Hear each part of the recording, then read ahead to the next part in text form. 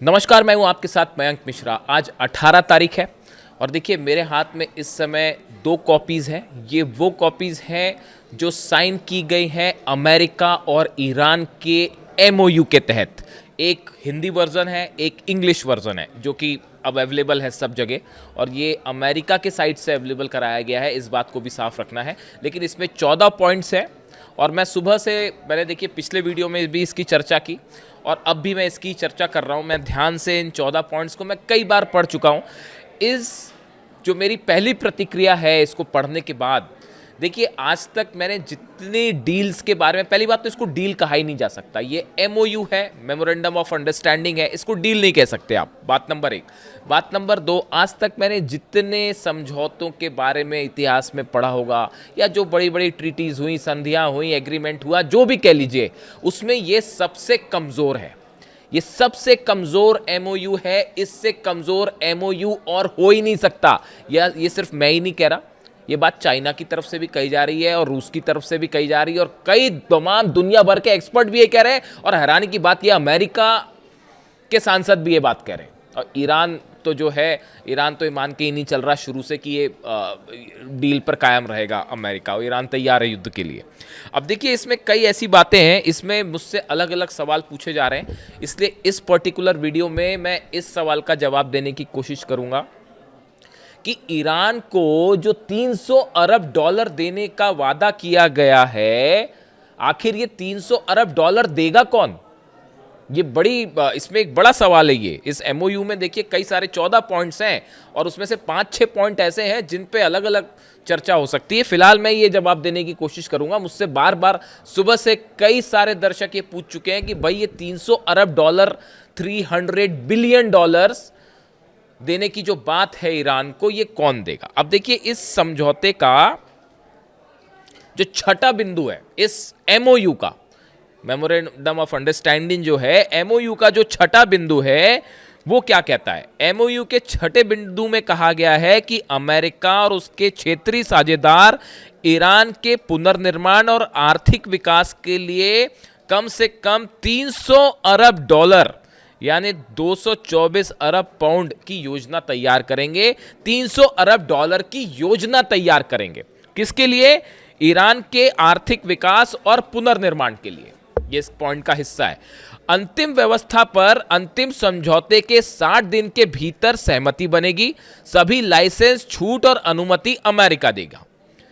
अब देखिए इसमें जो ये बात कही गई है, इसमें जो बात है, पहले मैं इसको इंग्लिश में भी पढ़ के क्लियर कर दूं। The United States of America undertakes with regional partners to develop a definitive mutual agreed plan with at least 300 billion USD for the reconstruction and economic development of Islamic Republic of Iran.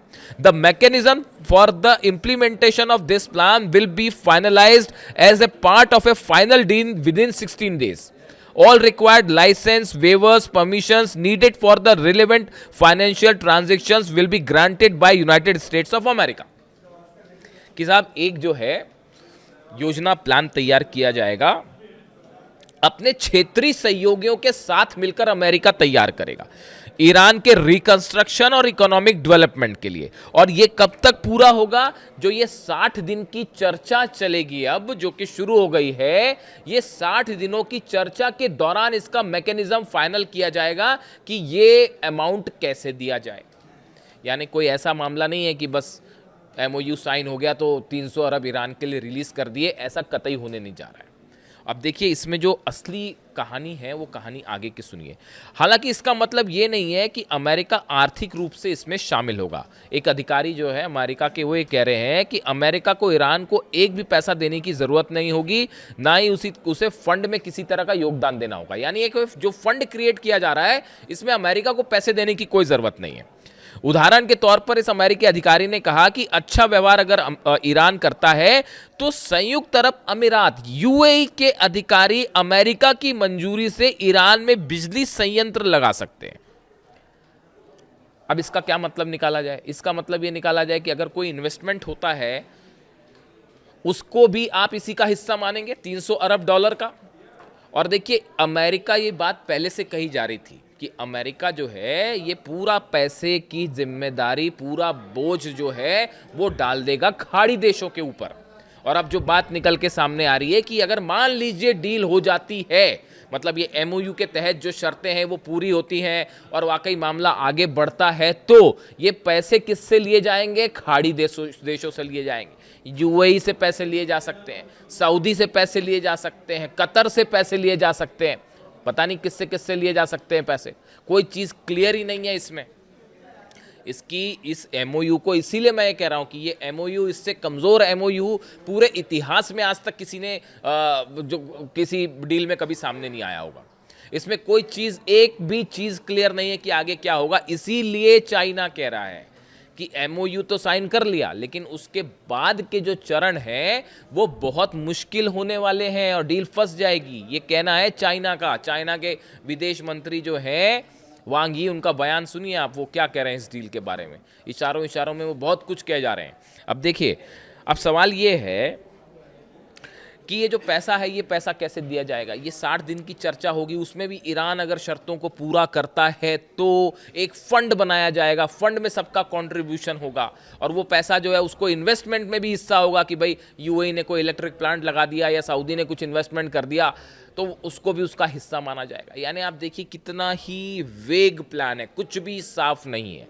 यानी ये 300 अरब dollar देने की जो बात है ये अभी पूरी तरह से हवा हवाई है, इसका कोई बेसिस नहीं है। इसके साथ आप देखिए ट्रंप और अन्य अधिकारियों ने, जो अमेरिका के अलग अलग अधिकारी हैं, इन्होंने बार बार अमेरिका की जनता को यह स्पष्ट किया है कि अमेरिका सीधे तौर पर ईरान को कोई पैसा नहीं देगा और ये 2015 का जो ओबामा डील था उससे बिल्कुल अलग हो। यानी अमेरिका का स्टैंड साफ है साहब कि हम जो है अपनी तरफ से तो हम कोई पैसा देने नहीं जा रहे। यानी अगर पैसा दिया भी जाता है तो मैं बार बार अगर इसलिए कहता हूं क्योंकि मुझे लगता ही नहीं कि वो स्टेज आ पाएगी। दुनिया के तमाम एक्सपर्ट को लगता है कि वो स्टेज आ ही नहीं पाएगी। तो जहां तक ये पैसे का सवाल है, चूंकि मुझसे बार बार ये सवाल हो रहे हैं सुबह से कि एमओयू को लेकर ये साफ करिए कि भाई ये पैसा जो है, एक तो 300 बिलियन है, 300 बिलियन है। हालांकि वो ट्रंप कल उसको मिलियन बोल गए थे, वो मिलियन नहीं है, बिलियन है, तो 300 अरब है वो डॉलर्स। तो अब सवाल ये है कि ये जो पैसा जो है इसको लेकर फिलहाल एक बात साफ है, इसमें कुछ क्लैरिटी नहीं है। अब दूसरी जो एक बेहद अहम बात इस पूरे डील में, ये मैंने पूरे पन्ने उठा लिए इसके, ये 14 पॉइंट, इसके एक एक पॉइंट पढ़ डालना मैंने इंग्लिश में, हिंदी में, फारसी में भी, वो उसका इंग्लिश और फारसी वर्जन जो है वो साइन किया गया है। मैंने उसका हिंदी ट्रांसलेशन निकाला है, तो अब ये इंग्लिश और ये मैंने इसको पूरा पढ़ डाला। आप भी अवेलेबल है, पढ़ डालिए, कई जगह मिल जाएगा आपको कि इस पूरे एमओयू में अगर एक भी जगह आपको इजराइल शब्द मिल जाए तो आप बता दीजिएगा मुझे। एक भी जगह इजराइल शब्द का जिक्र नहीं है। यानी ये ऐसी बात है कि जंग ईरान और इजराइल के बीच शुरू होती है। असली जो कॉम्प्लिकेशन है, असली जो मुद्दा है, जो जंग है, वो ईरान और इजराइल के बीच थी। अमेरिका तो बाद में मदद करने कूद गया उसमें। और इस पूरे एमओयू में इजराइल का कहीं जिक्र ही नहीं है। क्या यह जिक्र जानबूझ के नहीं है? बिल्कुल जानबूझ के इजराइल का जिक्र नहीं किया गया है। इजराइल के ऊपर कोई लायबिलिटी नहीं है, ना ही कोई कमिटमेंट है इजराइल की तरफ से। यानी दूसरे शब्दों में समझिए, इजराइल हमला करने के लिए फ्री है, आजाद है। आप देखिए लेबनान का इसमें जिक्र है कि ईरान पर किसी तरह के हमले नहीं होंगे, अमेरिका की तरफ से कोई हमले नहीं किए जाएंगे। लेबनान पर भी किसी तरह से हमला नहीं होगा, यह भी उसमें तय है। लेकिन इजराइल का कहीं जिक्र नहीं किया गया। इस एमओयू की जो सबसे गौर करने वाली बात है या सबसे कमजोर कड़ी है वो ये है कि इस एमओयू के तहत इजराइल का जो प्लान है, बड़े रूप में जो प्लान है, वो प्लान पूरी तरह से फेल हो जाता है अगर ये एमओयू आगे बढ़ता है। और इसीलिए नेतन्याहू इसे कभी स्वीकार नहीं करेंगे। इजराइल के एग्जिस्टेंस को खतरा हो जाएगा अगर ये एमओयू आगे बढ़ जाता है तो। और ये बात सब अच्छी तरह से समझ रहे हैं। देखिए हकीकत यह है कि जैसे ही ये डील साइन हुई उसके फौरन बाद इजराइल में और ईरान के बीच में, दोनों में ही जंग की बड़ी तैयारी शुरू हो चुकी है। जो सोर्सेस से खबरें आ रही हैं और ये माना जा रहा है कि ये जो 60 दिनों का टाइम है कि 60 दिन में ये हो जाएगा वो हो जाएगा, ये माना जा रहा है कि ये 60 दिन का टाइम जैसे ही ख़त्म होगा डोनाल्ड ट्रंप ने अपने इलेक्शंस को ध्यान में रखते हुए, मिड टर्म पोल्स को ध्यान में रखते हुए ये डील करी है और इसका भारी विरोध जो है वो अमेरिका में भी शुरू हो गया है। मैं अगले वीडियो में एग्जैक्ट आपको बताऊंगा कि इजराइल की अब क्या प्लानिंग है, अगला कदम इजराइल का क्या होने जा रहा है। जो अलग अलग खबरें आ रही हैं इजराइल से या ईरान से कि अब इस डील को लेकर कैसे इजराइल और ईरान सामने होंगे, वो अगले वीडियो में बात करेंगे। लेकिन अभी आप देखिए जो रिएक्शंस अमेरिका से आ रहे हैं। चक शूमर ने ट्रंप के वादों पर तंज करते हुए कहा है, देखिए ये सीनेटर हैं अमेरिका के, उन्होंने कहा है कि हमें दर्जनों बार बताया गया कि ये युद्ध खत्म हो गया है, दर्जनों बार हमें निराश कर दिया गया। हमें वास्तव में ट्रंप के इस युद्ध से क्या हासिल हुआ है, ये चक शूमर कह रहे हैं। अमेरिका के सीनेटर हैं, वो ये कह रहे हैं कि भैया ये जो वॉर किया तुमने, ट्रंप को कह रहे हैं इससे अमेरिका को कुछ मिला? कुछ भी नहीं मिला। आप कह रहे हैं रिजीम चेंज नहीं हो पाई। ईरान की मिसाइल्स के ऊपर, वो तो एमओयू का हिस्सा है ही नहीं, ईरान ने साफ कर दिया हम अपनी मिसाइल पे ही बात नहीं करेंगे। देखिए कई लोग मुझसे ये भी सवाल पूछ रहे हैं कि भाई ईरान को इससे कोई फायदा है क्या डील से? ईरान की अगर आप सही मायने में देखें तो ये जो डील है ये पूरी तरह से ईरान ने अपनी शर्तों पर करवाई है, घुटनों पे ला दिया है अमेरिका को और इजराइल को। घुटनों पर लाना जिसे कहते हैं ना, घुटनों पर। दुनिया का सबसे बड़ा ताकतवर देश जो है उसकी इससे करारी हार इतिहास में कभी नहीं हुई। ये वियतनाम से भी बुरी हार है, ये अफगानिस्तान से भी बुरी हार है, और इराक में जो फंसा था अमेरिका, ये उससे भी बड़ी हार है अमेरिका की। इसको इतिहास में अब ये बात हमेशा के लिए दर्ज हो जाएगी। आप ना रिजीम चेंज करवा पाए, आप ना जो है ईरान को हरा पाए। हराना तो दूर की बात है, आप अपने पूरे बेसिस जला बैठे हैं। पूरा अरब ये जानता है कि भाई अमेरिका के भरोसे अब नहीं रहा जा सकता, ईरान कभी भी हमला कर देगा और अमेरिका नहीं बचा पाएगा। और अब देखिए अंदर विरोध कैसा शुरू हो गया है। चक शूमर कह रहे हैं कि युद्ध से हमें क्या हासिल हुआ, ट्रंप ये बताएं। सीनेटर ब्रायन शेट्स ने कहा कि सीनेट को इस पर विचार करने का स्पष्ट अधिकार है कि ये जो समझौता किया, इन्होंने एमओयू साइन किया है, इस पर विचार होना चाहिए। सीनेट पे इस पे चर्चा होनी चाहिए, अमेरिकी संसद पर इसमें चर्चा होनी चाहिए। और ट्रंप प्रशासन की पूरी कोशिश रहेगी कि इस पे सीनेट में जो है इस पे चर्चा ना हो, ताकि जो है कहीं ऐसा ना हो कि सीनेट इसे ही रद्द कर दे। तो सीनेटर ब्रायन शेट्स ये कह रहे हैं। ओबामा प्रशासन में काम कर चुकी पूर्व उप विदेश मंत्री वेंडी शर्मन ने टिप्पणी की कि प्रशासन समझौते की जो अलग अलग ये एमओयू की शर्तें हैं इस पर खुल के बात नहीं कर रहा है, क्योंकि ट्रंप प्रशासन बुरी तरह से घबराया हुआ है कि अगर ये हर चीज़ जनता को बताती जाएगी कि भाई हम पूरी तरह से ईरान के आगे झुक गए, तो इसका तो बड़ा बैकफायर हो जाएगा इस चुनाव में। ये आरोप लगाए हैं ओबामा प्रशासन में जो उप विदेश मंत्री रही हैं वेंडी शर्मन, उन्होंने। सीनेटर लिंडसे ग्राहम जो डोनाल्ड ट्रंप के बेहद करीबी और इस पूरे वॉर के एक जिन्होंने क्रिएट किया था कि ईरान पर हमला करिए, अब वो जो है सीनेटर लिंडसे ग्राहम ने जेडी वेंस को समझौते का निर्माता बताते हुए उनसे मांग की है कि संसद के सामने आकर बचाव करें। यानी जितने लोग ये चाहते थे कि डोनाल्ड ट्रंप ईरान पर हमला करें, वो सब के सब अब ट्रंप एडमिनिस्ट्रेशन से ही नाराज है और पूरा गुस्सा फूट रहा है जेडी वेंस पे। कहा यह जा रहा है कि जेडी वेंस ने ये डील करवाई, इस तरह की बातें सामने आ रही हैं। तो देखिए जो एक बड़ी लॉबी अमेरिका में काम करती है, जो कि युद्ध चाहती है ईरान से, वो चाहती थी कि जंग जारी रहे। अब उसका जो फ़ायदा होता, हथियार बिकते हो या जो भी होता हो फ़ायदा, सब आप जानते ही हैं, वो सब के सब ट्रंप से नाराज़ है। तो ये संदेश ऐसा गया है अमेरिका में कि डोनाल्ड ट्रंप ने ओबामा एडमिनिस्ट्रेशन से भी खराब डील की और पूरी तरह से बिछ गए हैं ईरान के सामने। सिर्फ एक शर्त ऐसी है जो ईरान के अगेंस्ट जाती है। 14 पॉइंटर हैं ये, इसमें से 13 पॉइंट ऐसे हैं जो ईरान के फेवर में है, ईरान ने अपनी बात मनवा ली है। एक पॉइंट ऐसा है जो ईरान के अगेंस्ट हो सकता है और यही जंग का कारण बनेगा। अगले वीडियो में मैं उस पर चर्चा करूंगा। लेकिन फिलहाल चूंकि ये 300 बिलियन वाली बात थी, तो हम अभी इसी पे रहना चाहते हैं। ये 300 बिलियन का प्लान जो है ये अभी कागज़ पे कहीं है ही नहीं।